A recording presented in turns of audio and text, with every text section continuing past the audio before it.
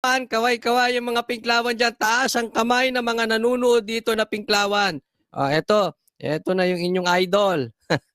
Dinepensahan ni Kiko Aquino D ang pag-thumbs down sa loob ng Senado sa gitna ng pag-archive sa impeachment case ni VP Sara.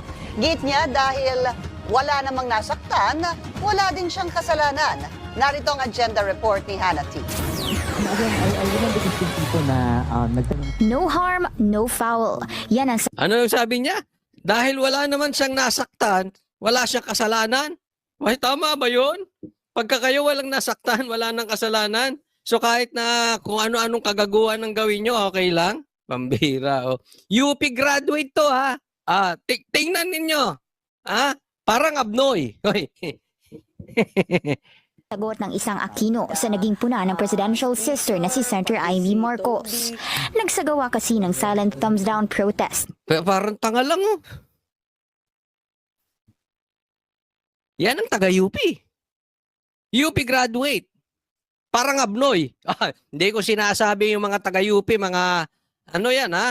Mga abnoy yan ha? Yung tatay ko, dyan nag-abugas siya, dyan graduate. Dyan naging abogado. Kaya ang alam ko sa mga taga-UP, matatalino. Pambihira. UP graduate ka. Medyo be creative naman. Sa tingin mo, pagka nagganyan ka sa Senado, may effect?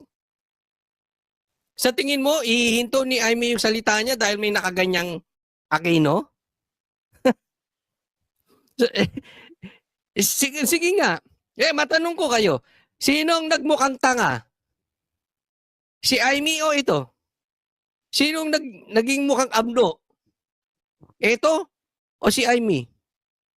Sino mukhang walang pinag-aralan? Si Amy o ito? Hindi ko po pinagtatanggol si Amy ha. Hindi po tayo kasama doon sa mga Amy-natics. Binabanatan din natin si Amy. Pero ito, nag-i-speech si Amy na ganyan-ganyan. Sino na-impluensyahan mo niyan?